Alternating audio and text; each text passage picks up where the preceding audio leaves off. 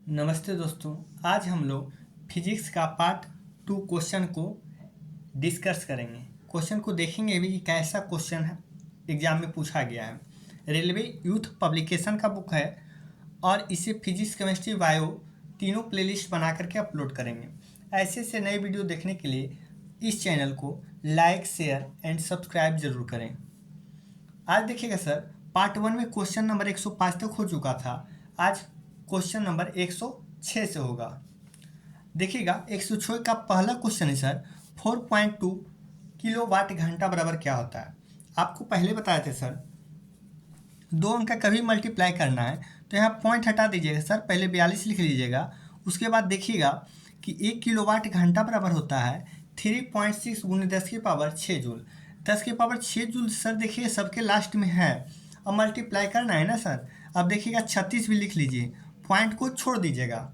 देखिएगा एक अंक में गुना करने के लिए बताए थे सर कि फर्स्ट वाले को फर्स्ट से हम मल्टीप्लाई करेंगे। 6 दूना 12, 12 का 2, हाथ में बचा सर 1, साइड में लिख लेंगे। अब देखिएगा सेकेंड स्टेप है, दोनों तरफ का मल्टीप्लाई करके ऐड कर लेना। जैसे 6 चक 24 सर, और 3 दूना 6, 24 को कितना हुआ सर 30 हुआ, और एक बाकी 30 एक 31 के 1 लिख लेंगे और हाथ में बचा 3, हाथ में 3 रहा सर, और लास्ट से मल्टीप्लाई कर लेंगे। 4 तिया 12, 12 और 3 15, यानी 1512 मेरा आ गया, ठीक ना सर। अब देखिएगा 1512 मात्र बी नंबर ऑप्शन में है, और एक अंक के बाद पॉइंट यहाँ था और एक अंक के बाद पॉइंट यहाँ था, यानी 2 अंक के बाद पॉइंट हम दे देंगे तो 15.12। 15 पॉइंट्स क्या होगा सर 1 2। देखिए ऑप्शन नंबर बी में हमारा राइट आंसर हो जाएगा। अब देखिएगा सर क्वेश्चन नंबर 7, ये हमेशा याद रखिएगा सर कि 1 किलोवाट घंटा बराबर होता है 3.6 गुने 10 के पावर 6 जूल। बहुत काम आता है मल्टीप्लिकेशन, जब मल्टीप्लाई हम लोग करेंगे तो। क्वेश्चन नंबर देखिएगा 107, प्रकाश वर्ष द्वारा किसे मापा जाता है। तो प्रकाश वर्ष एक दूरी की मात्रक है सर। जो प्रकाश वर्ष क्या होता है सर कि प्रकाश जो होता है एक वर्ष में तय करता है। देखिएगा जो प्रकाश एक वर्ष में तय करता है प्रकाश वर्ष वही कहलाता है। एक प्रकाश वर्ष बराबर पूछता है सर 9.6 गुने 10 के पावर 12 किलोमीटर हो जाएगा। ये देखिए प्रकाश वर्ष दूरी का मात्रक है।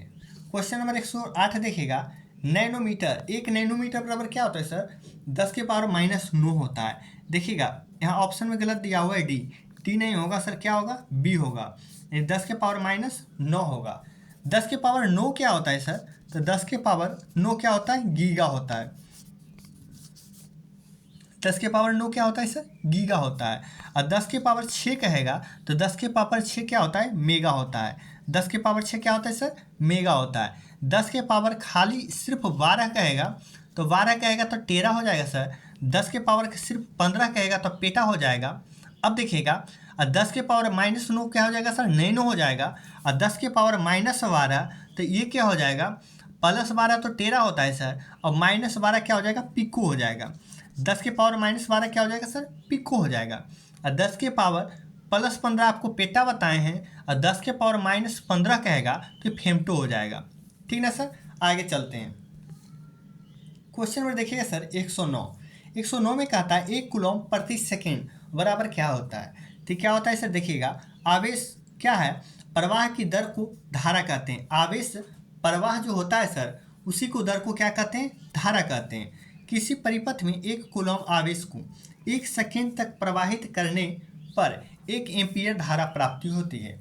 एम्पीयर सर देखिएगा विद्युत धारा का एसआई मात्रक है। विद्युत धारा का एसआई क्या है सर मात्रक क्या है एम्पीयर है। अब देखिएगा विद्युत धारा बराबर क्या होता है सर, विद्युत धारा बराबर होता है आवेश वटा समय, यानी आवेश प्रति सेकेंड ही विद्युत धारा होता है। 1 एम्पीयर को 1 कूलम प्रति सेकेंड भी कहते हैं। जस्ट देखिए सर अभी आपको बताए थे 1 पिकोमीटर बराबर क्या होता है। 1 पिकोमीटर बराबर क्या बताए थे सर 10 के पावर -12 होता है, ऑप्शन नंबर सी। और 10 के पावर सिर्फ 12 रहेगा तो टेरा होता है, क्या होगा सर टेरा होगा। देखिएगा 1 पिकोमीटर बराबर क्या होता है 10 के पावर -12 मीटर के बराबर होता है। 1 जूल, देखिए सर 1 जूल बराबर क्या होता है 1 न्यूटन गुने मीटर, न्यूटन मीटर होता है, ठीक ना। न्यूटन मीटर इसे कहते हैं। तो 1 जूल बराबर क्या होता है 1 न्यूटन गुने 1 मीटर होता है। देखिएगा 1 न्यूटन बल कि द्वारा किसी वस्तु का बल की दिशा में 1 मीटर का विस्थापन हो तो किया गया कार्य क्या होगा सर, 1 जूल होगा। ठीक ना। देखिएगा क्वेश्चन नंबर 12 हाईलाइट इसलिए कर दिए सर कि आप लोग को डायरेक्ट आंसर पर ध्यान पड़े। ठीक ना। अब देखिएगा एक विशेष घर में, ठीक ना, एक विशेष घर में 5 दिनों में 100 इकाइयाँ की खपत है। यदि ऊर्जा को जूल में परिवर्तन किया जाए तो कितनी होगी। देखिएगा सर ध्यान दीजिएगा, कभी भी जूल में परिवर्तन के लिए दिया हुआ रहेगा और इकाइयाँ दिया हुआ रहेगा तो दिन से मतलब नहीं हम लोग काउंट करेंगे, बल्कि 5 दिन में 100 इकाई यूनिट प्राप्त करे या फिर 30 दिन में, उससे मतलब नहीं है। यहाँ डायरेक्ट जूल का आपको परिवर्तन करने के लिए दे रहा है। तो देखिएगा 1 यूनिट, अब देखिएगा सर 1 किलोवाट घंटा बराबर क्या होता है, 1 इकाई होता है। अब देखिए सर हम लोग पहले से पढ़ते आ रहे हैं क्वेश्चन डिस्कशन में कि 1 किलोवाट घंटा, 1 किलोवाट घंटा बराबर क्या होता है सर, 3.6 गुने 10 के पावर 6 जूल हम लोग पढ़ते आ रहे हैं। तो 1 किलोवाट घंटा बराबर इतना होता है सर। तो अब देखिए निकालना है यहाँ 100 इकाई निकालना है, ठीक ना, 1 इकाई। अब देखिएगा तो 100 इकाई तो सर 100 इकाई यूनिट बराबर निकालना है तो 100 से मल्टीप्लाई कर देंगे, 100 से मल्टीप्लाई करेंगे यानी 10 के पावर 2 लिख सकते हैं। तो यही 10 की पावर 2 है सर, 10 के पावर 6 में क्या होगा, प्लस जुट जाएगा। अब देखिएगा 10 के पावर जब जुट जाएगा सर तो क्या हो जाएगा, 3.6 गुने 10 के पावर 8 जूल हो जाएगा। दिन यहाँ हम लोग काउंट नहीं करेंगे। देखिएगा 1 यूनिट बराबर इतना जूल हो गया सर, 100 यूनिट बराबर कितना हो जाएगा, 100 से मल्टीप्लाई हो जाएगा, ये 100 के कितना हो जाएगा, 10 के पावर 2 लिख सकते हैं, ये 2 मल्टीप्लाई हो जाएगा तो 3.6 गुने 10 के पावर 8 जूल हो गया। अब देखिएगा सर क्वेश्चन नंबर 113। अब देखिएगा यहाँ से स्टार्ट होता है सर मापक यंत्र यानी मेजरिंग जो होता है इंस्ट्रूमेंट, यहाँ से क्वेश्चन स्टार्ट होता है क्वेश्चन नंबर 13 से। अब देखिएगा 13 कहता है निम्न में से किस उपकरण का उपयोग वायुमंडलीय दाब को मापने के लिए किया जाता है। तो बैरोमीटर को आपको बताया था सर, बैरोमीटर में बहुत सारा क्वेश्चन पूछता है कि बैरोमीटर का पाठ्यांक एकाएक नीचे गिर जाए तो क्या होगा, आंधी तूफान आ जाएगा। अब बैरोमीटर का पाठ्यांक अगर जो धीरे धीरे नीचे आएगा तो क्या हो जाएगा सर, जब धीरे धीरे नीचे आएगा ना सर तो ये हो जाएगा बारिश की संभावना बनता है। अब बैरोमीटर की पाठ्यांक धीरे धीरे ऊपर की ओर जाता है तो मौसम साफ दर्शाता है, एकाएक नीचे गिर जाता है सर तो ये क्या हो जाता है, आंधी तूफान का संकेत करता है। अब देखिएगा ओडोमीटर क्या करता है सर, तो वाहन द्वारा चली गई दूरी को मापता है। थर्मामीटर शरीर का ताप मापने में थर्मामीटर का यूज किया जाता है। अब देखिएगा हाइग्रोमीटर, ठीक ना, तो ये आर्द्रता मापता है, वायुमंडल की आर्द्रता मापता है। अब देखिएगा घनत्व कौन मापता है सर, तो हाइड्रोमीटर रहेगा, ठीक ना। हाइड्रोमीटर जब आएगा ना सर तो हाइड्रो में क्या होता है, जल, तो ये घनत्व को मापता है, डेंसिटी को। देखिएगा बैरोमीटर जस्ट अभी पता है सर वायुमंडलीय दाब को मापता है। आप लोग के आज के लिए सर समझिए कि होलिका दहन की आप लोग की और होली की आप लोग की बहुत सारी ढेर सारी शुभकामनाएं। आप लोग टारगेट बनाएं कि 2024 में बहुत सारे एग्जाम है सर, इसमें अचीव करने का कोशिश करेंगे। एक बार सिलेबस ज़रूर पूरा करें सर, इससे क्या होगा ना कि एक एग्ज़ाम में आपको आइडिया मिल जाएगा कि कहाँ अब कमजोरी रहा है, तो एक न एक एग्ज़ाम देते देते आप एग्ज़ाम कंप्लीट कर लेंगे। इससे 2024 आप लास्ट मान करके आप एग्ज़ाम कीजिएगा, क्योंकि फिर एज नहीं बच पाएगा और कंपटीशन दिन प्रतिदिन टफ ही होता जाएगा सर। देखिएगा हाइग्रोमीटर से क्या मापता जाता है, तो अभी हो गया सर आर्द्रता। अब देखिएगा वायुमंडल की आर्द्रता हाइग्रोमीटर, वस्तु का ताप थर्मामीटर, द्रव्यों का घनत्व अभी बताया ना सर हाइड्रोमीटर, उसमें विकिरण हो जाएगा, बहुत इंपॉर्टेंट क्वेश्चन है सर, उसमें विकिरण हो जाएगा बोलोमीटर। क्वेश्चन नंबर 15 देखिएगा 115, कौन सा यंत्र समुद्र के स्तर के ऊपर की वस्तुओं को देखने के लिए पनडुब्बी में प्रयोग किया जाता है। तो क्या हो जाएगा सर, पेरिस्कोप। डिस्कशन देखेंगे सर, पेरिस्कोप पनडुब्बियों में उपयोग होने वाले ऐसा उपकरण है जिसकी सहायता से पानी में डूबे हुए पानी को देखिएगा व्यक्ति को पानी के ऊपर का दृश्य दिखाई पड़ता है। पायरोमीटर दूर स्थित वस्तुओं के देखिएगा ताप को ज्ञात करने हेतु उपयोग किया जाता है। अब देखिएगा एपीडियास्कोप, इसका प्रयोग चित्रों को पर्दे पर प्रक्षेपण यानी प्रोजेक्शन होता है ना सर, इसके लिए किया जाता है, प्रोजेक्शन के लिए।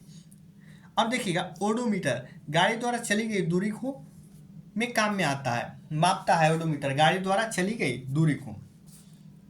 ओडोमीटर गाड़ियों में लगा हुआ होता है ना सर, 4 व्हीलर 2 व्हीलर आप देखे होंगे। अब देखिएगा वायुमंडलीय दबाव को मापने के लिए बैरोमीटर बहुत बार आ चुका है सर। लैक्टोमीटर देखिएगा दूध की शुद्धता मापता है, हो गया ना। अब देखिएगा क्वेश्चन नंबर 2, बैरोमीटर वायुमंडलीय दाब मापी है, वायु दाब मापी है जिसको द्वारा वायुमंडल के दबाव को मापा जाता है। वायुमंडल में देखिएगा सर वायु दाब को मापने के लिए बैरोमीटर में पानी, हवा अथवा पारा का प्रयोग किया जाता है। बैरोमीटर के आविष्कारक देखिएगा, ये ध्यान रखिएगा ठीक ना। बैरोमीटर के आविष्कारक कौन है सर? तो योहान गिलिस्टा, क्या योहान गिलिस्टा टोरिसेली हो जाएंगे, ठीक ना, टोरिसेली हो जाएंगे जो बैरोमीटर के आविष्कारक हैं। आप लोग सर सिर्फ हेडफोन लगा करके या वीडियो चालू करके कहीं रख देंगे तो आप लोग को इतना बार क्वेश्चन रिपीट हो जाएगा कि आपको फिर यानी समझिए दोबारा कभी पढ़िएगा ना लगेगा कभी सुने हैं।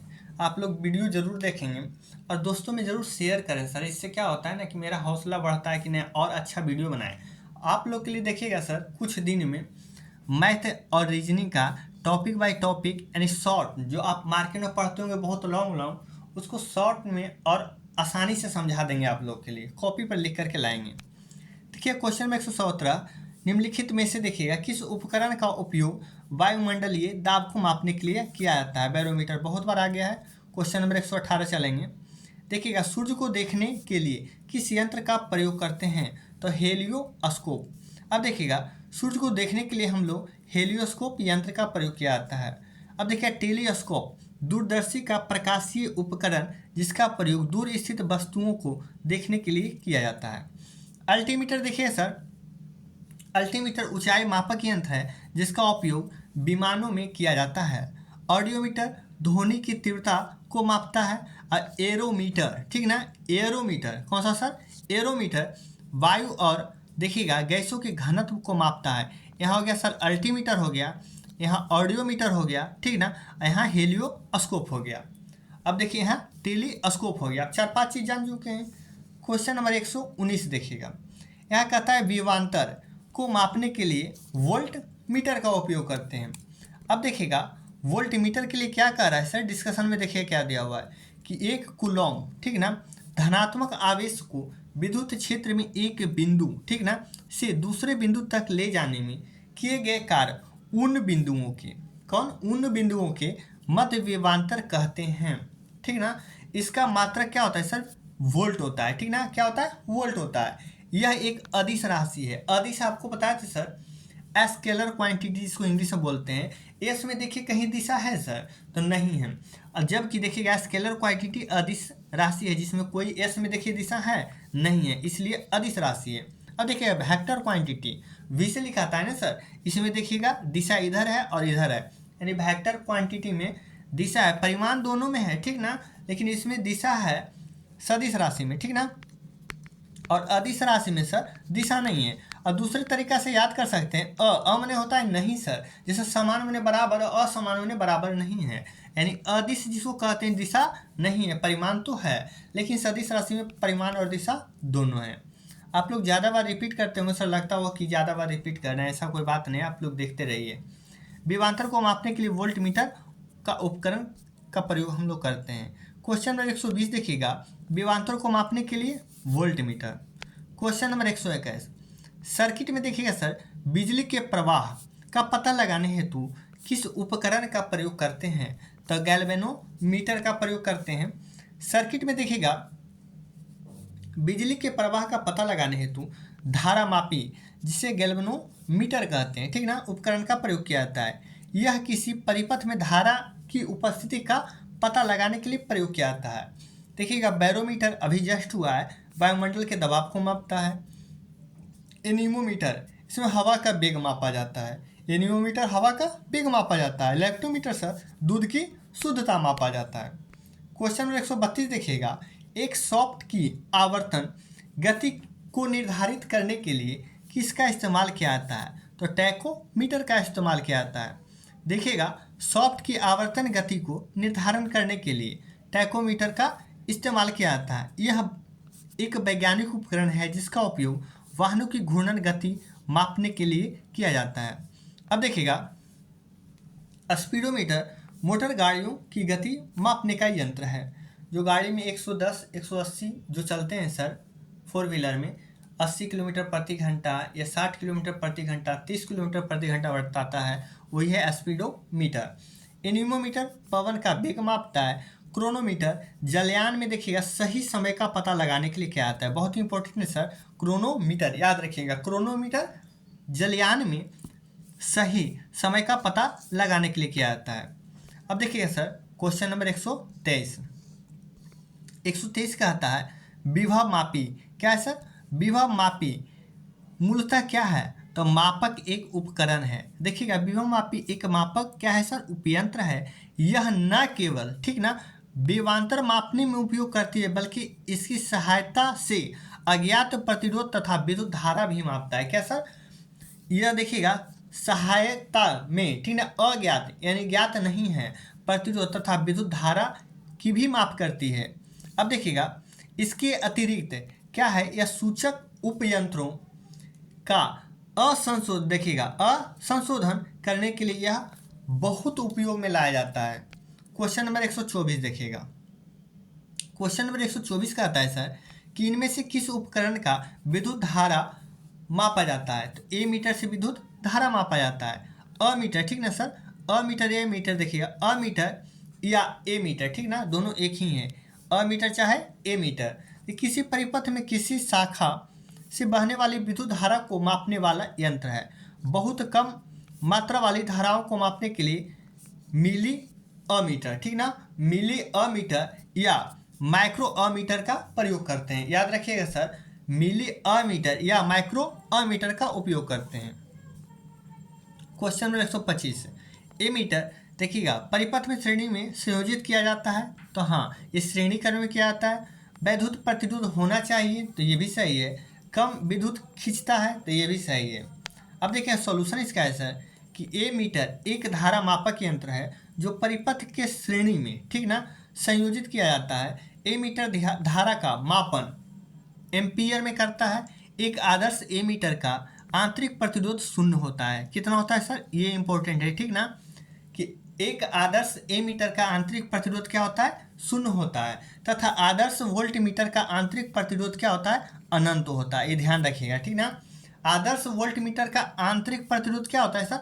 अनंत होता है। एक आदर्श मीटर का आंतरिक प्रतिरोध जो होता है शून्य होता है। यदि ए मीटर को परिपथ में पार्श्व में लगाते हैं, क्या सर? देखिएगा पार्श्व में लगाते हैं तो यह जल जाएगा। क्या हो जाएगा सर? जल जाएगा। क्वेश्चन में देखिएगा 126 किसको मापने के लिए देखिएगा एस्टेलैग्मोमीटर का प्रयोग करते हैं। यह जल्दी कोई अधिकांश लड़का से पूछेगा तो नहीं बताएगा सर ठीक ना। अब देखिएगा सरफेस टेंशन पृष्ठ तनाव सब बताएगा लेकिन पृष्ठ तनाव क्या है बता देगा। लेकिन एग्जाम में क्या पूछा है सर कि किसको मापने के लिए एस्टेलैग्मोमीटर का उपयोग करते हैं। तो सरफेस टेंशन जिसे कहते हैं सर पृष्ठ तनाव। देखिएगा एस्टेलैग्मोमीटर का उपयोग तरल देखिए तरल की दी गई मात्रा को बूंदों की सही संख्या का निर्धारण करने की सतह का तनाव ठीक ना मापने में किया जाता है। दिए गए आयतन में कम सतह तनाव वाला प्रत्येक बूंद छोटा और अधिक बूंद होता है। सरफेस टेंशन से बहुत सारा क्वेश्चन पूछता है सर, आएगा चैप्टर तो वहाँ थोड़ा डिस्कस कर देंगे। ओडोमीटर देखिएगा एक ऐसा उपकरण है जिसका उपयोग गाड़ियों में क्या करते हैं सर? दूरी मापने के लिए किया जाता है। देखिएगा है ना ओडोमीटर क्या है जिसका प्रयोग गाड़ियों की दूरी मापने के लिए किया जाता है। गति मापने के लिए स्पीडोमीटर ठीक ना। ओडोमीटर देखिए ध्यान देखिए ओडोमीटर स्पीडोमीटर अंतर है। ओडोमीटर एक ऐसा उपकरण है गाड़ियों की दूरी मापने के लिए। देखिएगा यहाँ ध्यान दीजिएगा गाड़ियों की दूरी मापने के लिए। यहाँ क्या है सर? देखिएगा स्पीडोमीटर यंत्र का उपयोग किया जाता है जबकि कंपास दिशा सूचक के लिए ठीक ना। अब देखिएगा क्वेश्चन नंबर 128 कहता है सर कौन सा प्रभावी मापक उपकरण एक क्षेत्र मीटर एरिया मीटर है। तो ये क्या हो जाएगा सर? पिटॉक ट्यूब। अब देखिएगा पिटॉक नली द्वारा खुली चैनल में द्रव की प्रवाह की गति को मापने के लिए प्रयोग किया जाता है। यहाँ ध्यान दीजिएगा, द्रव की प्रवाह की गति, ठीक ना। क्वेश्चन में देखिए सर 129, यहाँ देखिए कुछ दिया हुआ है, वेंचुरी मापी, ठीक ना। वेंचुरी मीटर से किसी पाइप के बहते हुए द्रव के किसी भी बिंदु पर द्रव की मात्रा की दर यानी विसर्जन को मापता है। रोटामीटर विसर्जन को मापता है सर। देखिएगा, तप्त तार अनिमोमीटर का उपयोग वायु और गैस के वेग मापने में किया जाता है। क्वेश्चन नंबर 129 देखिएगा, कहता है टैकोमीटर, ये क्या है सर? गति। देखिएगा, गति पालक चक्र, ठीक ना। फ्लाई व्हील की घूर्णन चाल है, फ्लाई व्हील का। अब देखिएगा टैकोमीटर में, देखिएगा सर, टैकोमीटर के द्वारा मशीन या मीटर के गति पालक घूमने वाले चक्र की घूर्णात्मक चाल ज्ञात करते हैं। इस मीटर के प्रयोग से गति पालक चक्र की प्रति मिनट घूमने की गति, ठीक ना, आरपीएम प्रति मिनट घूमने की गति को मापता है। टोकोमीटर देखिएगा सर, टैकोमीटर क्या है? तो चक्कर प्रति मीटर, ठीक ना। देखिए चक्कर प्रति मीटर है। टैकोमीटर का प्रयोग गति पालक चक्र आदि की चाल को चक्कर प्रति मिनट मापने के लिए किया जाता है।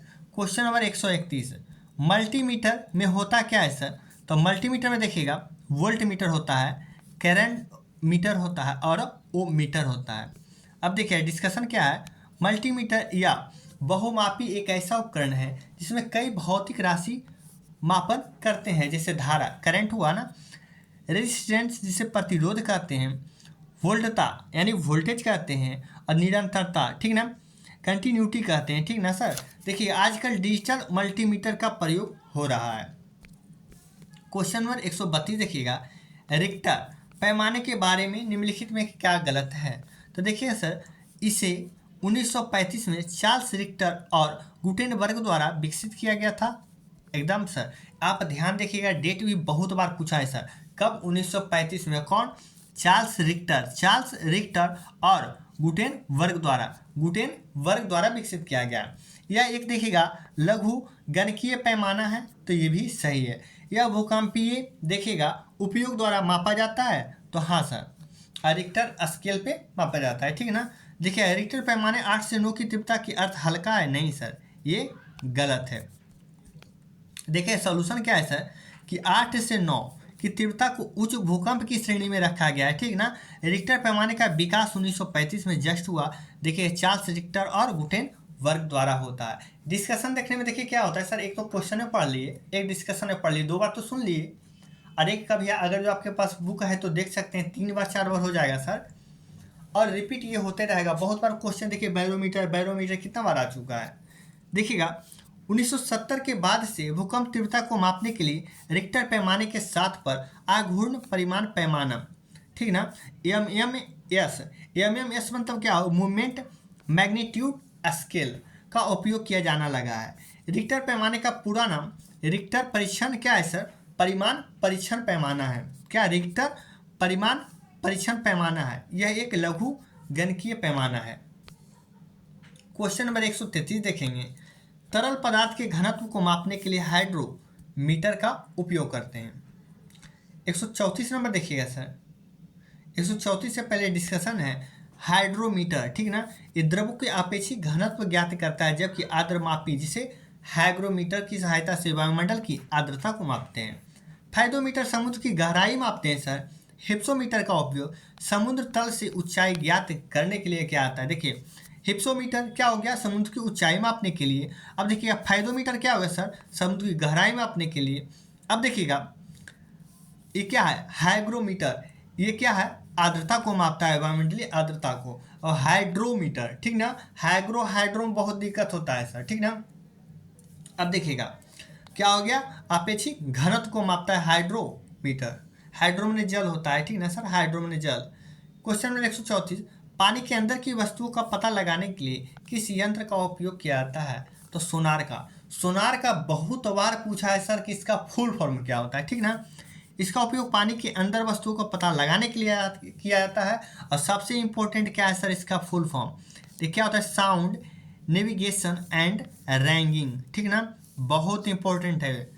VBI। साउंड देखिए क्या है, नेविगेशन एंड रैंगिंग का संक्षिप्त रूप है। इसमें देखिएगा सर, इसमें क्या है, अल्ट्रासोनिक वेव जनरेट द्वारा देखिएगा पानी के अंदर भेजे जाते हैं, जो वस्तु से टकराकर परावर्तित है, ठीक ना, होते हैं और जनरेट के देखिए रिसीवर द्वारा रिसीव कर लिए जाते हैं, जिससे पानी के अंदर की वस्तु की स्थिति का पता लगाया जा सके। अब देखिएगा ये भी बहुत बार पूछा है सर, लेजर हो गया, रडार हो गया, ठीक ना, ये सब बहुत बार पूछता है। अब देखिए इसका भी फुल फॉर्म पूछ देता है कि रेडियो डिटेक्शन एंड रैंगिंग, ठीक ना, रडार का फुल फॉर्म है। यह देखिएगा ध्वनि सिद्धांत पर कार्य करता है। इसकी सहायता से वायुयान की दिशा एवं ऊंचाई का प्रयोग किया जाता है, रडार का। लेजर देखिए सर, इसकी खोज अमेरिकी वैज्ञानिक TS मेनन, एग्जाम में पूछा हुआ है कि लेजर का खोज कहाँ के वैज्ञानिक और कौन किए थे, तो अमेरिकी वैज्ञानिक कौन थे सर, TS मेनन ने 1960 में किए थे। लेजर का फुल फॉर्म क्या होता है, तो लाइट देखिएगा एम्प्लीफिकेशन, वाई देखिएगा स्टिमुलेट, इमेजन देखिएगा ऑफ रेडिएशन, ठीक ना, इसका संक्षिप्त रूप है। इसका उपयोग सर शल्य चिकित्सा में धातुओं को जोड़ने काटने में और देखिएगा युद्ध में दुश्मनों के हथियार नष्ट करने में किया जाता है लेजर का उपयोग, ठीक ना, बहुत इंपॉर्टेंट है सर। अब देखिएगा स्कूबा, एक लास्ट डिस्कशन है स्कूबा। इसका उपयोग गोताखोरों द्वारा पानी के अंदर सांस लेने के लिए किया जाता है। देखिएगा सेल्फ क्या है, कैंशन देखिएगा अंडर वाटर, ठीक ना, ब्रेथिंग एपरेट्स का संक्षिप्त रूप है। क्वेश्चन नंबर 135 देखेंगे सर, जहाज़ों में क्या मापने के लिए हम लोग इकोलोकेशन का उपयोग करते हैं, तो पानी की गहराई के, ठीक ना, समुद्र की गहराई अलग हो जाएगा सर, समुद्र की गहराई क्या हो जाएगा, फेरोमीटर। यहाँ देखिएगा सर इकोलोकेशन का उपयोग किया जाता है तो पानी की गहराई के लिए। डिस्कशन देखिएगा, जहाज़ों में इकोलोकेशन का उपयोग पानी की गहराई मापने के लिए किया जाता है। इकोलोकेशन का सिद्धांत सोनार यानी साउंड नेविगेशन एंड रैंगिंग के सिद्धांत के समान है, ठीक ना। देखिएगा दोबारा रिपीट हो गया ना, सोनार का full form sound navigation and ragging.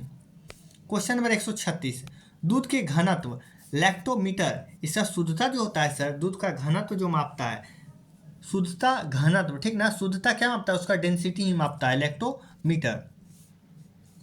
देखिएगा 4 ऑप्शन हो चुका है ना सर। देखिएगा हाइड्रोमीटर द्रव के अपेक्षित घनत्व, लैक्टोमीटर शुद्धता या घनत्व, बैरोमीटर वायुमंडलीय दाब और थर्मामीटर क्या, तापमान को। क्वेश्चन नंबर 137 देखेंगे हम लोग। 137 कहता है ऑटोमोबाइल्स में यात्रा की दूरी को मापने के लिए किस उपकरण का उपयोग किया जाता है, तो ओडोमीटर का उपयोग करते हैं। क्वेश्चन में देखिए सर 138 क्या कहता है, देखिएगा क्वेश्चन दिया हुआ ना, ओडोमीटर वाहन द्वारा चली गई दूरी, टैकोमीटर वायुयान की गति और स्पीडोमीटर वाहनों की गति है। क्वेश्चन नंबर 138, मोटर गाड़ी में ओडोमीटर क्या है, दूरी मापता है। क्वेश्चन नंबर 139, वह उपकरण जिसका उपयोग मोटर गाड़ियों में दूरी मापने के लिए किया जाता है, ओडोमीटर। क्वेश्चन नंबर 140 कहता है सर, किसी वोल्टमीटर का उपयोग विभवांतर मापने के लिए किया जाता है, वोल्टमीटर का उपयोग विभवांतर मापने के लिए किया जाता है। डिस्कशन देखिएगा, किसी विद्युत परिपथ में किन्हीं दो बिंदुओं के बीच विभवांतर को मापने वाला यंत्र वोल्टमीटर कहलाता है। वोल्टमीटर का आविष्कार सन 1819 में देखिएगा किसने किया था सर, तो हेंस अरेस्टेड ने किया था। कौन किया था, ये ध्यान देखिएगा, 1819 में हेंस अरेस्टेड ने किया था। क्वेश्चन नंबर 141, किसी परिपथ में विद्युत धारा के प्रवाह की दिशा को दर्शाने के लिए किस उपकरण का उपयोग किया जाता है, गैल्वेनोमीटर का उपयोग किया जाता है। देखिएगा डिस्कशन है सर, गैल्वेनोमीटर, ठीक ना, ये देखिएगा परिपथ में विद्युत धारा की प्रवाह की दिशा को दर्शाने के लिए इसका उपयोग किया जाता है। अमीटर किसी भी परिपथ में प्रवाहित धारा का मान ज्ञात या मापने के लिए किया जाता है। रियोस्टेट प्रतिरोध में कम करने या बढ़ाने के लिए किया जाता है, रियोस्टेट का उपयोग। अब देखिएगा वोल्टमीटर, ये किसी परिपथ में किन्हीं दो बिंदुओं के बीच को विभवांतर को मापता है। क्वेश्चन नंबर सर देखिएगा 142, गैल्वेनोमीटर का उपयोग, तो देखिएगा धारा की दिशा पता लगाने के लिए किया जाता है। क्वेश्चन नंबर 143, वाहन की गति जानने के लिए स्पीडोमीटर का उपयोग करते हैं। 144 देखेंगे। अब देखिएगा, वाहन की गति जानने के लिए स्पीडोमीटर का प्रयोग किया जाता है। इसी प्रकार वोल्टमीटर यंत्र परिपथ में दो बिंदुओं के बीच विमांतर मापता है। लैक्टोमीटर क्या है, दूध की शुद्धता या घनत्व को मापता है। क्वेश्चन नंबर 144 देखिएगा। 144 कहता है सर, इकोलोकेशन एक प्रकार का क्या है, तो अभी जस्ट बताया क्या है सर, सोनार है। सोनार इकोलोकेशन का एक प्रकार है। सोनार का उपयोग पानी में डूबी हुई वस्तुओं को पता लगाने के लिए किया जाता है। सोनार प्रस्रव तरंगे प्रयोग करते हैं। अब देखिएगा, इसमें 3 क्वेश्चन पूछता है सर, एक अवस्रव, एक स्रव, एक प्रास्रव। प्रास्रव तरंगों का उपयोग किया जाता है सोनार का पता विस्तृत साउंड नेविगेशन एंड रैंगिंग। 3 बार हो चुका है ना सर। देखिएगा, अब देखिएगा 20 हर्ज से नीचे, 20 हर्ज से जब नीचे रहेगा सर, तो इसे क्या कहेंगे, अब स्रव कहेंगे। क्या कहेंगे सर, अब स्रव कहेंगे। अब देखिएगा 20 हर्ज से लेकर के, ठीक ना, अब 20,000 हर्ज तक, ठीक ना, 20,000, ठीक ना सर, हर्ज तक लेकर के इसे स्रव कहते हैं, जो हम लोग सुन सकते हैं, ठीक ना। 20 हर्ज से 20,000 हर्ज के बीच में हम लोग सुन सकते हैं। अब देखिएगा 20,000 हर्ज से ऊपर रहेगा सर, तो हम लोग नहीं सुन सकते हैं। ये सब चूहा भी प्रस्रव तरंगे उत्पन्न कर सकता है, ठीक ना। चूहा हो गया, बिल्ली हो गया, ये जितने भी जानवर हो गए, सबसे ज़्यादा प्रस्रव तरंगे किसका उपयोग करता है सर, चमगादड़ का, पूछता है। क्वेश्चन में देखिए सर 145 कहता है उस शब्द का चयन कीजिए जो तीसरे शब्द उसी तरह देखिएगा तरह संबंधित है जिस प्रकार दूसरा शब्द पहले से है। तो अब देखिएगा, अमीटर क्या है सर, विद्युत धारा से संबंधित है। तो ओम मीटर किससे संबंधित है सर, प्रतिरोध से। अब देखिएगा, जिस प्रकार अमीटर से देखिएगा विद्युत धारा मापा जाता है, उसी प्रकार ओम मीटर से प्रतिरोध मापा जाता है। क्वेश्चन नंबर 146, हवा की गति मापने के लिए निम्नलिखित में से किस उपकरण का उपयोग करते हैं, तो एनीमोमीटर का उपयोग करते हैं। एनीमोमीटर देखिएगा एक डिवाइस है जिसका प्रयोग वस्तु की गति एवं शक्ति मापने के लिए किया जाता है। इसे पवन वेग मापी यानी एनीमोमीटर भी कहते हैं। एनीमोमीटर शब्द की व्युत्पत्ति देखिएगा ग्रीक भाषा, ये ध्यान दीजिएगा सर, ग्रीक भाषा, ठीक ना, पूछ सकता है ग्रीक भाषा यह शब्द किससे हुआ है, तो एनीमोज यानी वायु से हुआ है। किससे सर, ग्रीक भाषा है। कौन सी भाषा है, ग्रीक भाषा है, ठीक ना। एनीमोज वायु से हुआ है। क्वेश्चन नंबर 147 देखिएगा किसका प्रयोग हवा की शक्ति और वेग मापने के लिए किया जाता है, तो एनीमोमीटर का। क्वेश्चन नंबर 148 से एनीमोमीटर उपकरण का उपयोग वायु की गति मापने के लिए किया जाता है। क्वेश्चन में देखिए निम्नलिखित में से कौन सी झूठ का पता लगाने के लिए किया जाता है, पॉलीग्राफ का। क्वेश्चन नंबर 149, पॉलीग्राफ का उपयोग हम लोग झूठ को पता लगाने के लिए करते हैं।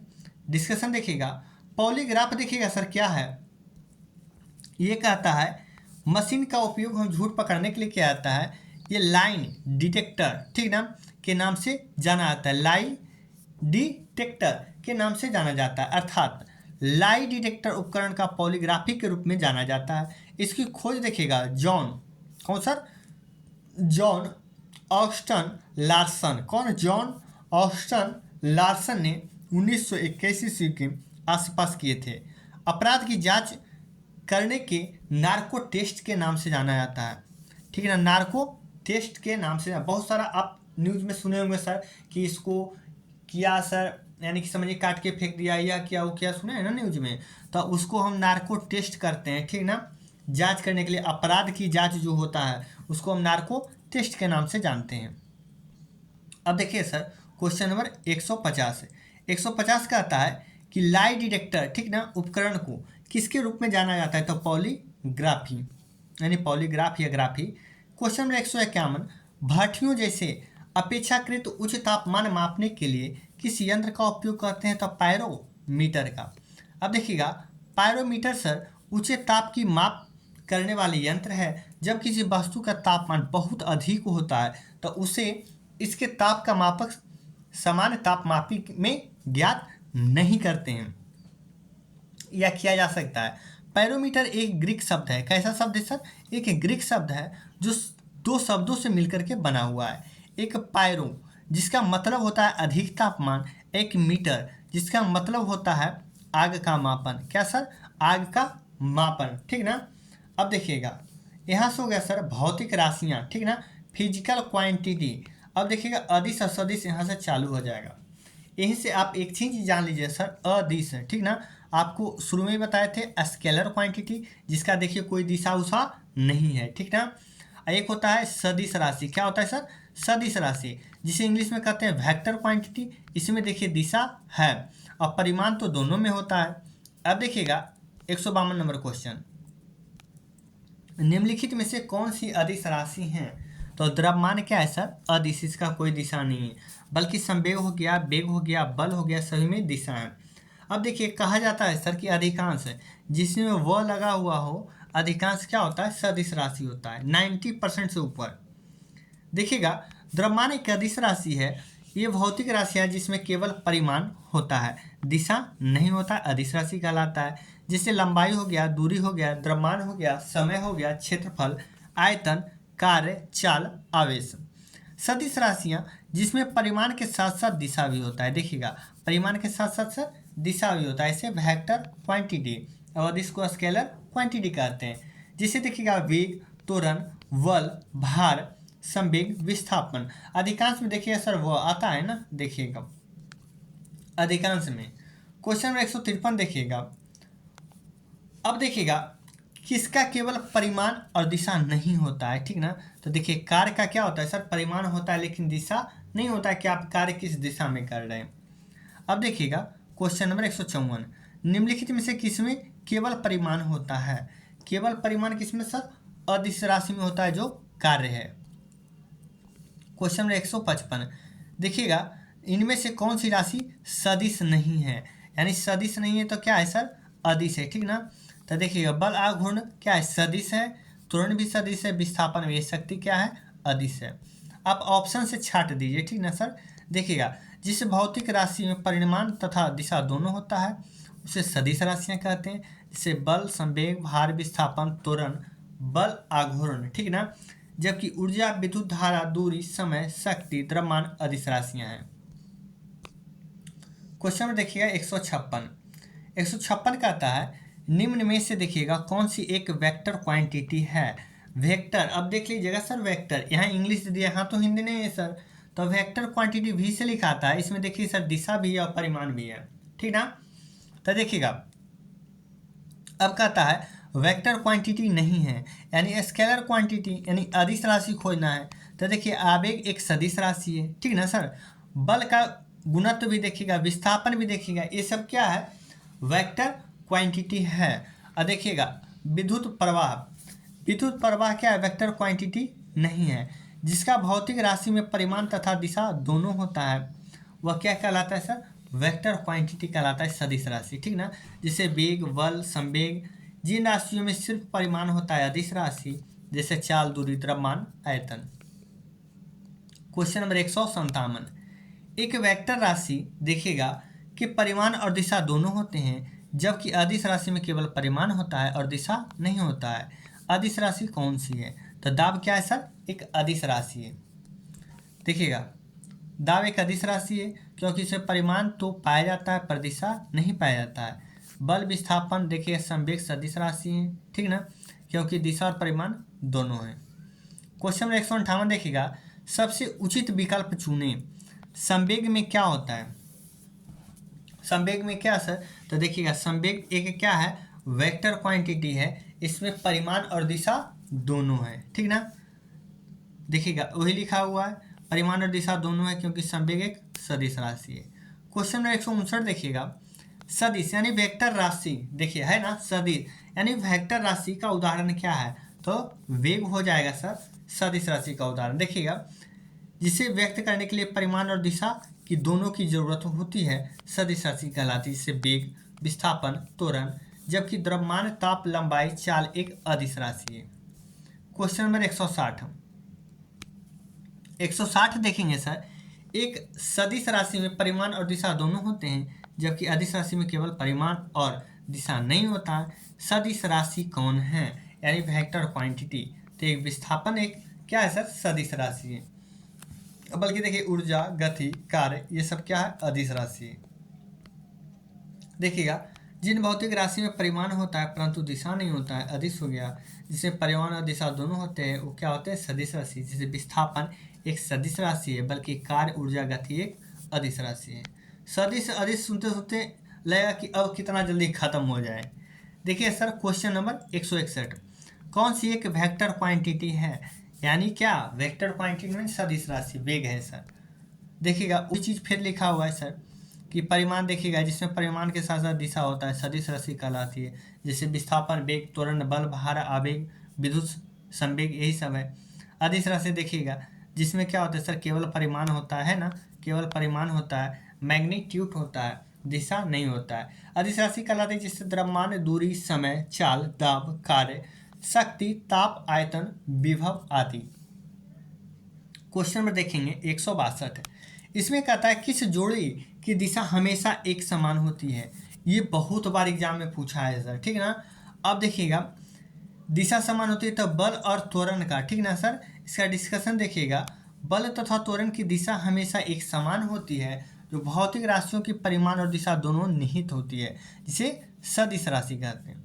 उदाहरण बल, त्वरण, वेग, संवेग इत्यादि। जिन भौतिक राशियों में सिर्फ परिमाण की आवश्यकता होती है, दिशा नहीं होती है, अदिश राशि जैसे चाल, दूरी, द्रव्यमान, आयतन।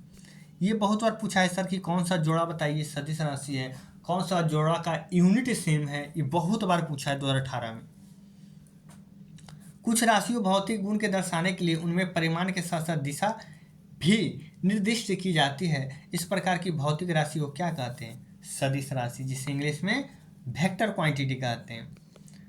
देखिए डिस्कशन में कुछ राशियों की भौतिक गुण दर्शाने के लिए उनमें परिणाम के साथ साथ दिशा निर्दिष्ट किया जाता है। इस प्रकार की भौतिक राशियों को सदिश राशि कहा जाता है। सदिश राशियों के उदाहरण हैं वेग, बल, संवेग। जिन भौतिक राशियों को निरूपित करने के लिए केवल परिमाण की आवश्यकता और दिशा नहीं होती है, अदिश राशि, समय, चाल, द्रव्यमान। क्वेश्चन 164 देखेंगे, निम्न में से किसमें दिशा और परिमाण दोनों होता है, तो वेक्टर क्वांटिटी संवेग हो जाएगा। वही चीज फिर देखिएगा जस्ट है सर, ठीक ना। क्वेश्चन 165 देखेंगे, अदिश राशि नहीं है, यानी सदिश खोजना है, वेक्टर क्वांटिटी बल है, ठीक ना। अब देखिएगा इसमें क्या कहता है सर, बल एक सदिश देखिएगा भौतिक राशि है, क्योंकि बल में व्यक्त करने के लिए परिमाण और बल देखिएगा कि दिशा दोनों जरूरत पड़ती है। सदिश राशि बल, त्वरण, वेग, विस्थापन इत्यादि अदिश कार्य, समय, दूरी, धारा। क्वेश्चन 166 देखिएगा, कार्य में क्या होता है, कार्य क्या है सर, एक अदिश राशि है, ठीक ना। कार्य क्या है सर, एक अदिश राशि है, दिशा नहीं होता है, केवल परिमाण होता है। क्वेश्चन नंबर 167 देखेंगे। अब देखिए सर, यांत्रिक की आ गया है कार्य, वर्क। इससे इतना क्वेश्चन पूछा है सर कि मत कहिए। देखिएगा आ गया है वर्क, ठीक ना। अब देखिएगा वर्क का पहला क्वेश्चन सर, क्वेश्चन नंबर 167 कहता है कि कौन अधिक काम में आता है। तो देखिएगा बंदूक की एक चलती हुई गोली क्या है, अधिक काम में आता है, ठीक ना। अब देखिएगा कैसे सर, देखिए किसी वस्तु की कार्य करने के लिए बल और बल की दिशा, विस्थापित दूरी की आवश्यकता होती है। विकल्प 2 देखिएगा, न्यूटन की गति के तीसरा नियम क्रिया प्रतिक्रिया का नियम कहा जाता है, ठीक ना, लागू होता है। बंदूक की निकली गोली को अधिक दूरी तक विस्थापित करना, अतः बंदूक की निकली गोली अधिक कार्य कर सकती है। देखिएगा यहाँ से ध्यान दीजिएगा सर, न्यूमेरिकल भी है। यहाँ से क्या कहता है, 20 न्यूटन का एक बल एक वस्तु को 2 मीटर विस्थापित कर देता है। अब देखिएगा 20 जूल कार्य करता है, बल और विस्थापित के बीच का कोण क्या होगा। अब देखिएगा यहाँ क्या है सर, एकदम ध्यान दीजिएगा, ठीक ना। अब देखिए बहुत आसान है, ठीक ना। यहाँ क्या कर रहा है, एफ बराबर 20 न्यूटन दिया है सर, डिस्टेंस या डिस्प्लेसमेंट, विस्थापन या डिस्टेंस देखिए दोनों होता है, तो 2 मीटर दिया हुआ है। और वर्क कितना दिया हुआ है सर, 20 जूल। हमारा फार्मूला जो है सर ये है, ये वेरी वेरी इंपॉर्टेंट है, ठीक ना, हमेशा याद रखिएगा। F S cos theta, F D cos theta या एफ एस कॉस थीटा होता है, ठीक ना, एफ एस कॉस थीटा या एफ डी कॉस थीटा।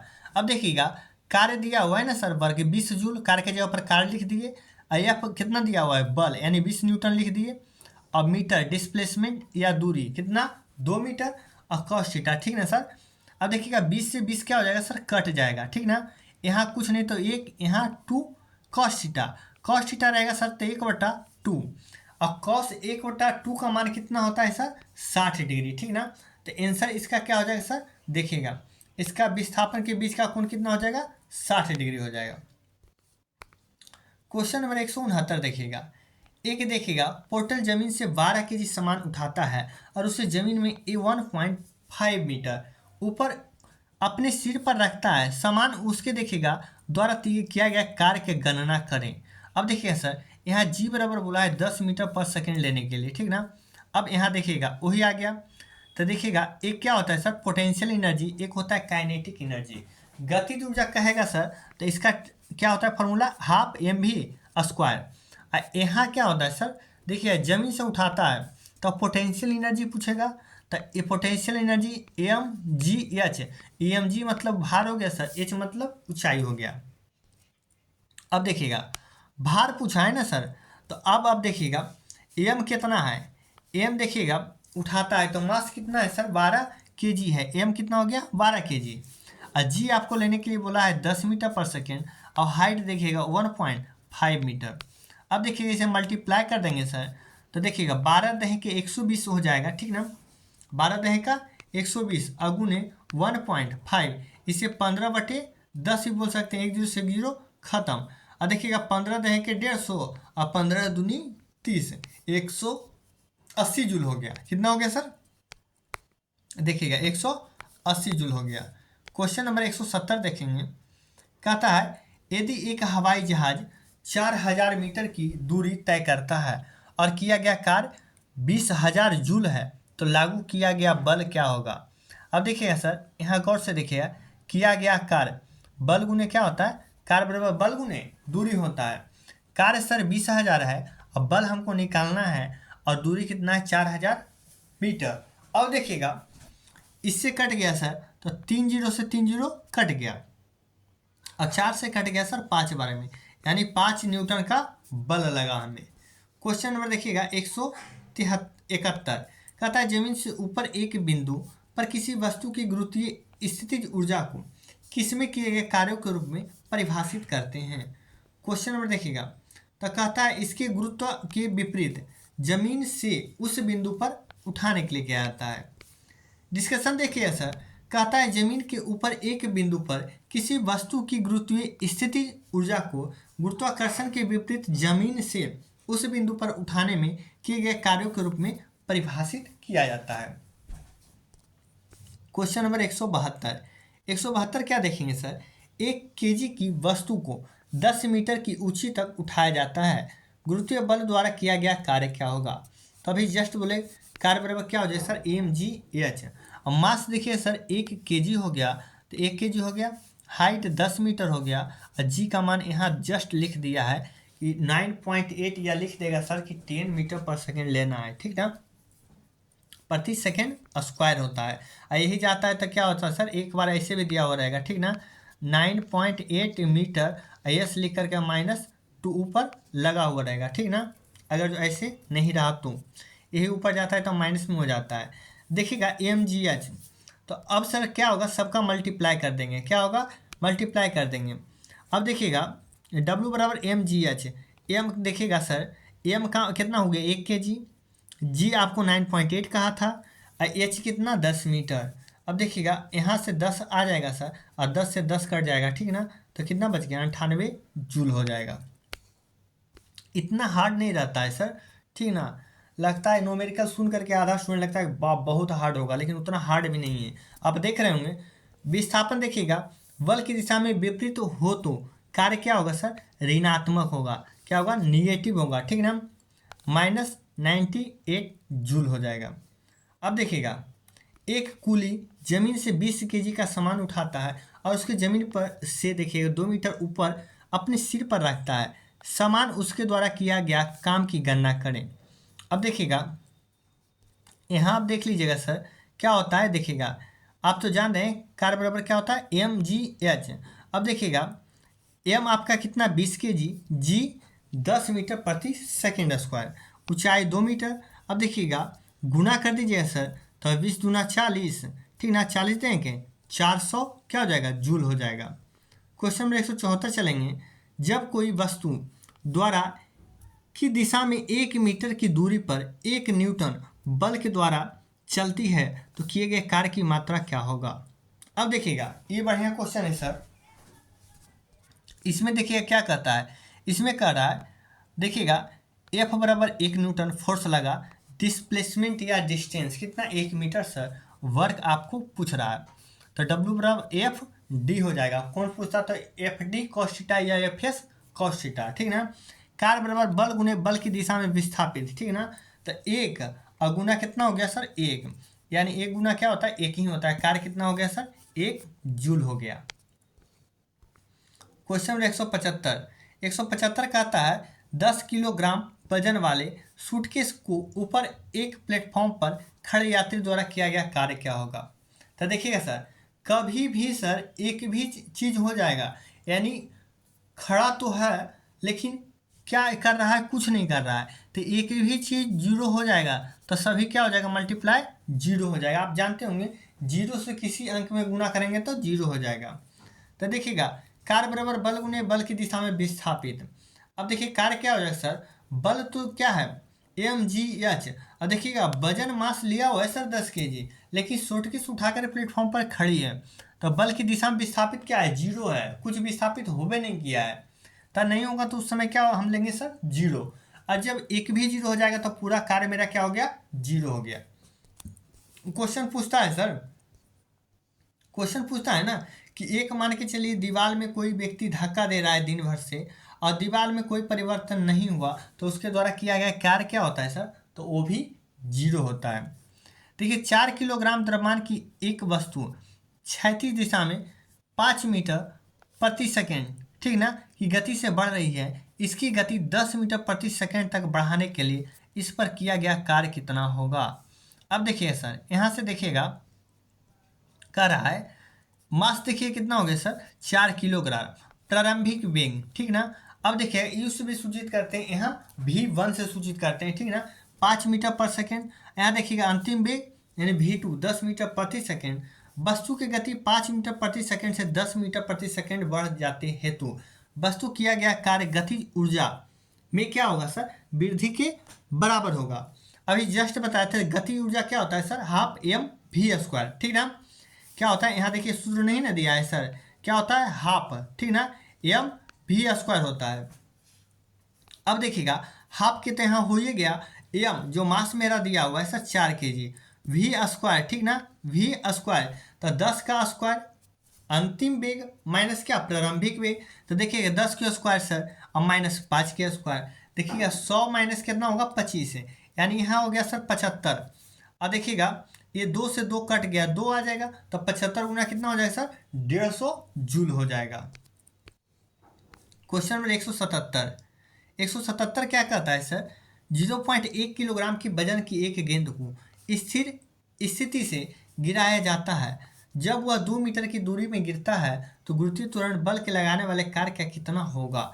यहाँ देखिएगा सर जी का मान 9.8 लेना है। अब देखिए सर गेंद का द्रव्यमान कितना हो गया 1 kg हो गया। गेंद द्वारा ऊपर से नीचे गिरने में देखिएगा दूरी कितना 2 मीटर हो गया और गुरुत्वीय त्वरण 9.8 लेना है। अब देखिएगा यहाँ गुरुत्वीय बल लगाने में गेंद पर दोने होने वाले कार्य क्या उस 2 मीटर की ऊंचाई पर गेंद की होगा स्थितिज ऊर्जा। स्थितिज ऊर्जा बराबर क्या होता है सर, आपको बताए थे पोटेंशियल एनर्जी। पोटेंशियल एनर्जी बराबर क्या होता है एम जी एच होगा। एम कितना हो गया सर 0.1 हो गया और जी कितना 9.8 बोला था लेने के लिए। और देखिए डिस्प्लेसमेंट या डिस्टेंस कितना 2 मीटर। यहाँ से सर देखिएगा जीरो आ गया ना सर, अब जीरो हटाना नहीं है, डायरेक्ट देखिएगा गुना कर दीजिएगा। 98 गुने 2 कितना हो जाएगा, तो 100 दूने कितना हो जाएगा 200, यहाँ 100 मान लीजिएगा और 200 में कितना 2 दूना 4 घट जाएगा, ठीक ना सर, तो 196। अब देखिएगा एक अंक के बाद पॉइंट था, यहाँ एक अंक के बाद पॉइंट है, 2 अंक के बाद पॉइंट है, यानी 1.96 जूल हो जाएगा। क्वेश्चन नंबर 178 178 क्या है सर, एक वस्तु पर बल लगाने के बावजूद भी किया गया कार्य शून्य होगा यदि विस्थापन उसका क्या होगा, शून्य होगा। जब विस्थापित होगा नहीं तो मल्टीप्लाई में क्या हो जाएगा सर, शून्य हो जाएगा। देखिए किसी वस्तु में किया गया कार्य उस वस्तु पर लगाए गए बल तथा बल की दिशा में विस्थापित के गुणनफल के बराबर होता है। कार्य बराबर क्या होता है, बल गुने बस की दिशा में विस्थापन, ठीक ना सर, बल गुने बल की दिशा में विस्थापन ही कार्य कहलाता है। अतः स्पष्ट है कि किसी वस्तु पर बल लगाने के बाद भी किया गया कार्य शून्य हो तो इसका मतलब यह होता है कि उसमें विस्थापन नहीं है, अर्थात विस्थापन शून्य होगा तो कार्य भी क्या हो जाएगा सर, शून्य हो जाएगा। क्वेश्चन नंबर 179, ठीक ना। एक लड़का 120 न्यूटन भार के एक बक्से को 2 मीटर तक ऊंचाई तक उठाता है, ठीक ना, उठाता है सर। उसके बाद उसके द्वारा किया गया कार्य क्या होगा। अब देखिएगा यहाँ क्या क्वेश्चन आपको देखिएगा आंसर दिखाते हैं, ठीक ना। अब देखिएगा लड़के द्वारा उठाया गया भार यानी mg आपको बोल रहे हैं मास गुने ग्रेविटी, ठीक ना, गुरुत्वाकर्षण।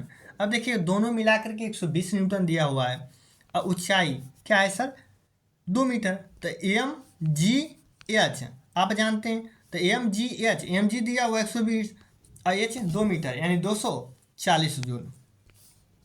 अब देखेंगे सर क्वेश्चन नंबर 180 क्या कहता है, कार्य करने की क्षमता क्या कहलाती है।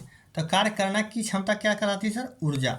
अब देखिएगा भौतिक में ऊर्जा, देखिएगा भौतिक में ऊर्जा वस्तुओं का वह गुण होता है कि अन्य वस्तुओं को स्थानांतरित की जा सकती है या ऊर्जा में विभिन्न रूपों में रूपांतरित किया जा सकता है। मनुष्य का रूप में किसी वस्तु अथवा कार्यकर्ता में कार्य करने की क्षमता को ही ऊर्जा कहते हैं। ऊर्जा ना तो स्थान घेरती है ना ही ऊर्जा को हम देख पाते हैं। ऊर्जा की ऐसा मात्रा क्या होता है सर, जूल होता है। क्वेश्चन नंबर 181 देखेंगे, यदि कार्य का मान धनात्मक हो जिसका निकाय पर कार्य हो रहा है तो क्या होगा सर, जिसका ऊर्जा में भी क्या होगा, वृद्धि हो गया। देखिए कहता है ऊर्जा एक ऐसा कारक है जो कार्य करने के लिए आवश्यक होता है, अतः जिस कारण से किसी वस्तु के कार्य करने की क्षमता को क्या कहते हैं, ऊर्जा कहते हैं। अर्थात कार्य का मान धनात्मक हो तो निकाय में हो रहे कार्य का ऊर्जा में भी क्या होगा सर, वृद्धि होगा। क्वेश्चन नंबर 182 कहता है निम्नलिखित में से किसमें कोई कार्य नहीं किया जा रहा है। अब देखिएगा कपिल कंधे पर 10 केजी भार लेकर खड़ा है, इसमें विस्थापन क्या हो रहा है सर, विस्थापन 0 हो रहा है तो किया गया कार्य भी क्या होगा सर, 0 होगा। सचिन 4 किलोमीटर चल रहा है तो दूरी भी है सर, इसमें डिस्प्लेसमेंट भी है यानी डिस्टेंस भी है, ये सही हो जाएगा। एक कुल किसी बस से किसी कार तक वजन लेके जाता है, तो देखिए कुछ वजन है कुछ जा भी रहा है तो इसमें दोनों है तो ये भी हो जाएगा। अरुण मैदान पर क्रिकेट खेल रहा है तो खेल भी रहा है सर, दौड़ यानी खेल रहा है तो डिस्प्लेसमेंट हो रहा है ना सर। अब देखिए क्वेश्चन नंबर 183 देखिए है ना कि लेकर खड़ा है अतः स्पष्ट भार नीचे की ओर लग रहा है परंतु उस दिशा में विस्थापित शून्य है, ठीक ना। क्वेश्चन नंबर 183 देखेंगे, जब देखिएगा बल द्वारा किया गया कार्य धनात्मक कब होता है, जब देखिएगा विस्थापन बल की दिशा में होता है, जब विस्थापन बल की सर दिशा में होता है। देखिए जस्ट वही लाइन है, दिशा में होता है बल द्वारा किया गया कार्य धनात्मक होता है। क्वेश्चन नंबर 184 देखेंगे, देखिएगा कार्य शून्य होने की स्थिति में विस्थापन और लगाए गए जाने वाले बल के बीच का कोण कितना होता है। तो अब देखिएगा सर कार्य क्या हो जाएगा सर, जब F क्या हो जाएगा 0 और देखिएगा इसका बीच का कोण। अब देखिएगा यहाँ गौर से देखिएगा cos 0 डिग्री का मान कब होगा, जब देखिएगा cos 90 डिग्री हो जाएगा। थीटा कितना कोण बनेगा सर, 90 डिग्री। आप जानते होंगे सर बहुत बचपन में पढ़े होंगे कि cos थीटा 90 डिग्री बराबर क्या होता है, 0 होता है, ठीक ना। तो यहाँ देखिएगा जब डिस्प्लेसमेंट होगा ही नहीं, ठीक ना, तो डिस्प्लेसमेंट नहीं होगा सर तो क्या हो जाएगा, भार मेरा W यानी किया गया कार्य मेरा 0 हो जाएगा। तो 0 कौन सा स्थिति में होता है, मात्र cos 90 डिग्री। अब देखिएगा क्वेश्चन नंबर 185 देखेंगे, क्वेश्चन नंबर 185 कहता है किसी देखिएगा यदि किया गया कार्य शून्य हो तो बल और विस्थापन के बीच का कोण 90 डिग्री। अभी जस्ट देख लिए। क्वेश्चन नंबर 186 कहेंगे, एक कुली 100 मीटर की दूरी तक 500 न्यूटन का भार उठाता है, उसके द्वारा किया गया कार्य क्या होगा, तो क्या होगा 0। डिस्प्लेसमेंट देखिएगा सर क्या होगा, उठाता है 100 मीटर की दूरी तक 500 न्यूटन का भार उठाता है, उसके द्वारा किया गया कार्य क्या होगा। अब देखिएगा सर, कार्य क्या होगा इसमें देखिएगा, क्या कहता है, कुली 500 न्यूटन का भार उठाता है, 100 मीटर तक चलता है, उसके द्वारा किया गया कार्य शून्य है। क्यों? क्योंकि बल एवं विस्थापन के बीच का कोण कितना है sir, 90 degree. F D cos theta से बनता है 90 डिग्री।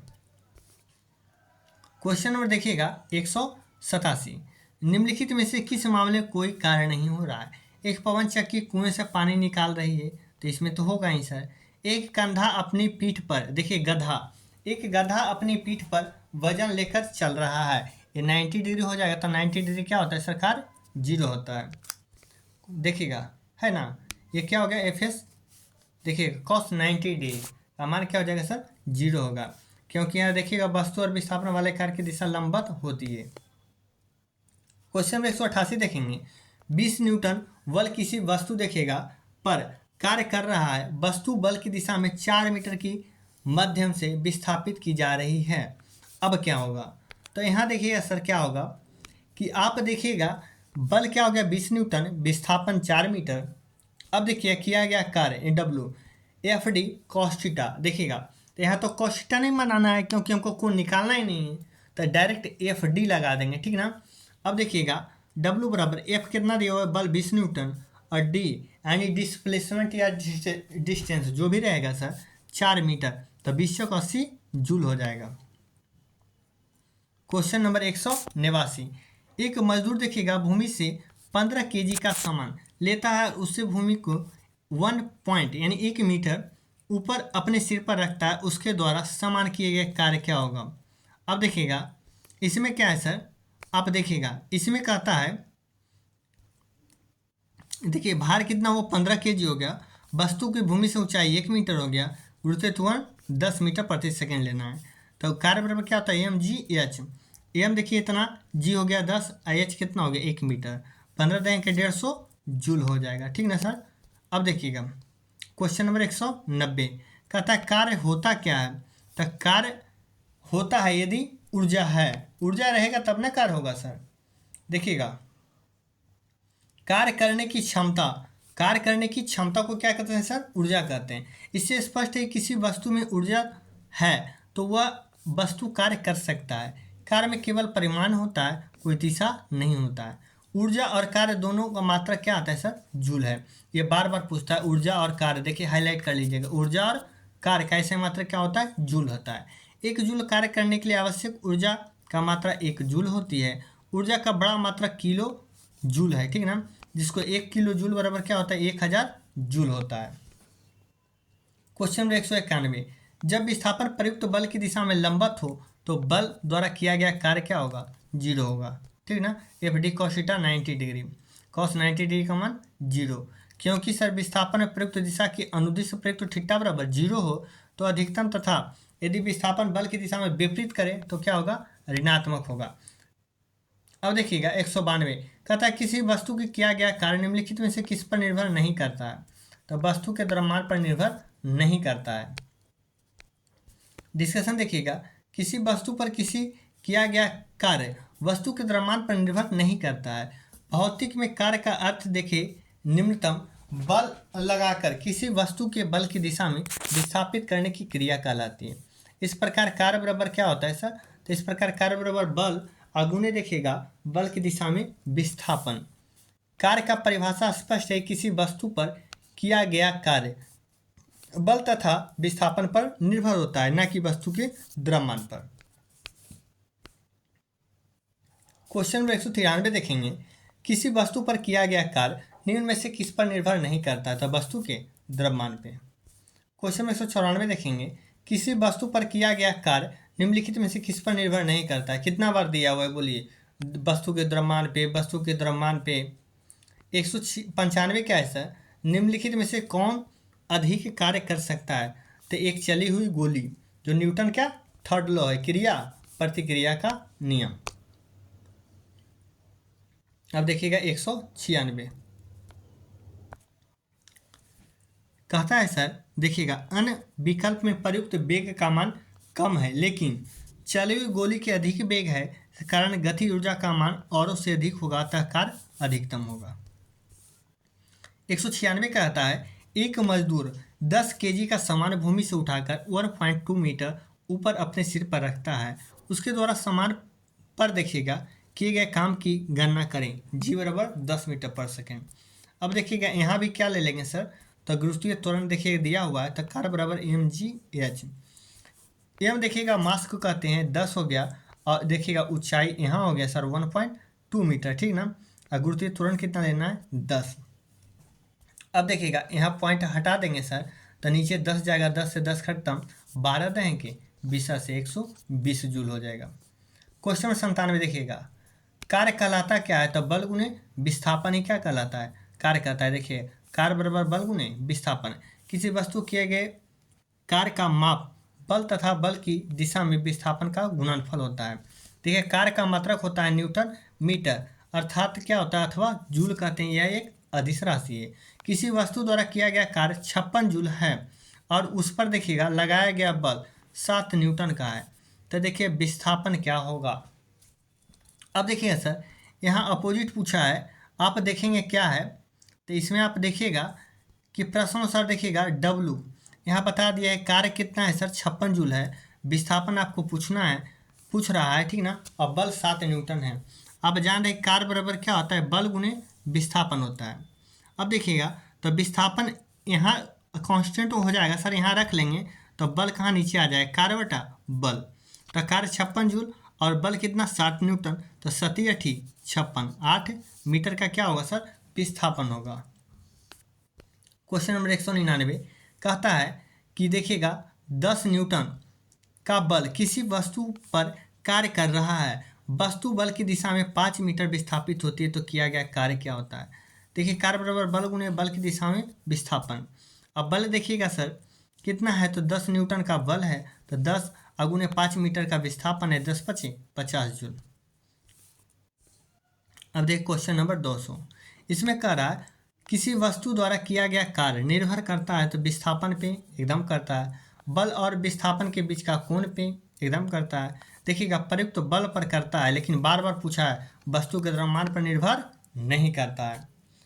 अब देखिए क्वेश्चन नंबर डिस्कशन इसका देखिएगा सर, जब किसी पिंड पर बल आरोपित किया जाता है तो वह पिंड अपने स्थान से विस्थापन हो जाता है। उत्पन्न विस्थापन और आरोपित बल का गुणनफल बल द्वारा पिंड पर किया गया कार्य कहलाता है।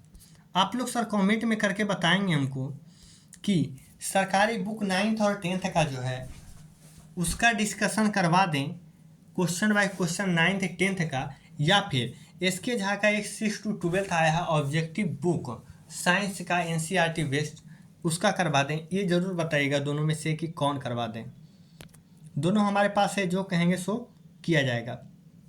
देखिएगा W बराबर FS cos थीटा या FD cos थीटा, किसी पिंड वस्तु पर किया गया कार्य बल और देखिए विस्थापन के बीच के कोण एवं विस्थापन पर निर्भर करता है, लेकिन द्रव्यमान पर निर्भर नहीं करता है। यदि देखिए F बराबर 0, इसलिए किया गया कार्य क्या होगा, तो अब देखिए सर F बराबर 0 हो जाएगा। अब देखिएगा कार्य पूछ रहा है, तो W बराबर F गुने D होता है। यहाँ देखिएगा F ही 0 हो गया, तो D कुछ भी हो गए, F या D दोनों में से कुछ भी 0 हो जाएगा सर, तो किया गया कार्य मेरा क्या होगा 0 हो जाएगा। क्वेश्चन नंबर 202 देखेंगे, एक पोर्टल जमीन से देखिएगा 12 केजी सामान उठाता है और उसे जमीन पर 1.5 मीटर ऊपर अपने सिर पर रखता है। सामान पर देखिएगा उसके द्वारा किए गए कार्य की गणना करें। देखिएगा G बराबर कर रहा है 10 लेने के लिए। अब देखिए किया गया कार्य mgh हो जाएगा, m दिया हुआ है सर देखिए 12, G 10 लेना है और ऊंचाई इतना है, यहाँ से जाएगा सर तो 10 नीचे आ जाएगा, 10 से 10 खत्म, 15 गुने 12, 15 देंगे 150, 15 दूनी 80, यानी 180 जूल हो जाएगा। क्वेश्चन नंबर 203, एक वस्तु पर 25 न्यूटन का बल कार्य कर रहा है, तो देखिएगा उस वस्तु को बल की दिशा में 5 मीटर तक हटाया जाता है। बल द्वारा किया गया कार्य क्या होगा सर, तो 125 जूल।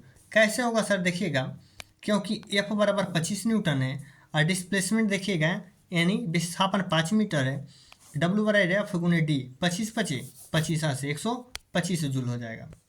क्वेश्चन नंबर 204, इसमें कहता है जब कोई आदमी दीवार को धक्का दे रहा है, जस्ट बताया ना सर, लेकिन इसमें विस्थापित करने में विफल रहे तो यह कार्य क्या होगा, बिल्कुल कोई कार्य नहीं होगा, जीरो हो जाएगा, ठीक ना। वही चीज़ है, धक्का दे रहा है लेकिन विस्थापन विफल रहा तो कार्य क्या होगा, नहीं होगा। यदि कोई व्यक्ति 12 न्यूटन के एक स्थिर बल के 4 मीटर चलता है तो उसके द्वारा किया गया कार्य बताना है। तो बल देखिए 15 न्यूटन, विस्थापन 4 मीटर, किया गया कार्य, तो W बराबर क्या होगा, Fs होगा। तो F गुने देखिएगा S क्या होगा सर, Fs cos थीटा भी बोल रहे थे ना आपको। S बराबर विस्थापन भी होता है और D बराबर भी डिस्प्लेसमेंट यानी विस्थापन होता है। 12 चौक कितना हो जाएगा सर, 48 जूल हो जाएगा। क्वेश्चन नंबर 206 देखेंगे, एक पिंड में किया गया कार्य निम्नलिखित में से किस पर निर्भर नहीं करता है। फिर देखिए क्वेश्चन आ गया ना सर, तो आपको जस्ट बताते किस पर निर्भर नहीं करता है। तो इसको देखिएगा, वस्तु के प्रारंभिक वेग पर निर्भर नहीं करता है, कितना डिस्प्लेसमेंट किया यानी कितना चला, ठीक ना, उस पर निर्भर करता है, ठीक ना। विस्थापन पे करता है, बल और विस्थापन बीच के कोण पर करता है, लागू हुआ जो बल पे करता है, लेकिन प्रारंभिक वेग पर इसका चर्चा नहीं किया गया है। तो ये कहता है कार्य की परिभाषा के अनुसार किया गया कार्य W F तथा वस्तु की दिशा में विस्थापित S के गुणनफल होता है। देखिएगा आ गया ना, W बराबर Fs cos थीटा, या S के जगह पर क्या आ जाएगा सर, D आ जाएगा, FD cos थीटा आ जाएगा, ठीक ना। अब देखिए स्पष्ट है कि एक पिंड द्वारा किया गया कार्य वस्तु के प्रारंभिक वेग पर निर्भर नहीं करता है। और देखिएगा इसका द्रव्यमान पे भी निर्भर नहीं करता है। देखिएगा बल F सर विस्थापन S तथा बल की दिशा में विस्थापित बीच का कोण पर निर्भर करता है, यह एक अदिश राशि है।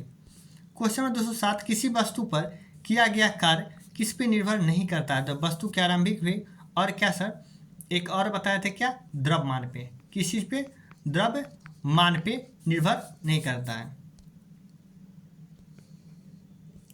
अब देखिएगा क्वेश्चन नंबर 208 है, देखिएगा न होने पर किया गया कार्य क्या होगा। तो देखिएगा विस्थापन ना होने पर किया गया कार्य शून्य होगा, क्योंकि डिस्प्लेसमेंट होगा ही नहीं, तो क्या हो जाएगा सर, कार्य शून्य हो जाएगा। FD cos थीटा यानी डिस्प्लेसमेंट बल भी हो जाएगा जीरो, तो क्या कार्य होगा सर, जीरो हो जाएगा, और डिस्प्लेसमेंट भी जीरो रहेगा तो कार्य क्या होगा, जीरो होगा। कार्य हुआ है ऐसा कहने के लिए दो शर्तें पूरी होनी चाहिए, इनमें से एक क्या है, तो एक वस्तु का विस्थापन होनी चाहिए, ठीक ना। क्वेश्चन नंबर देखिएगा 210, कहता है इसमें कार्य हुआ ऐसा कहने के लिए दो शर्तें पूरी होनी चाहिए, उनमें से एक है वस्तु का विस्थापन अवश्य होना चाहिए। बल और विस्थापन का गुणनफल क्या होता है सर, कार्य होता है। अब देखिएगा क्वेश्चन नंबर 211, कार्य का गुणनफल बल और क्या है सर, वस्तु के बल की दिशा में विस्थापन होगा। देखिए कार्य बराबर बल गुने बल की दिशा में विस्थापन। कार्य किस पर निर्भर नहीं करता है, तो संवेग पर निर्भर नहीं करता है। कार्य विस्थापन पर निर्भर करता है, बल पर निर्भर करता है, F और S के बीच की कोण पे निर्भर करता है। आज का सेशन सर यहीं समाप्त होता है, फिर अगला सेट जस्ट कल लेकर के हम लोग हाजिर होंगे, ठीक ना, पार्ट 3 लेकर के। आप लोग जरूर बताइएगा कि NCERT जो स्केच के निकला है उससे करवा दिया जाए, या फिर क्योंकि सर NCERT से जस्ट क्वेश्चन उठा के डाल दिया गया है, ठीक ना, इस एग्ज़ाम में। NCERT पढ़ना बहुत ज़रूरी है, ठीक ना, इसलिए कहिएगा तो सरकारी बुक से करवा देंगे, या फिर इसके जाके जो नया निकला है 6 to 12 NCERT बेस्ड ऑब्जेक्टिव, उससे करवा देंगे डिस्कशन के साथ। जो कहिएगा सो कमेंट में ज़रूर बताइएगा।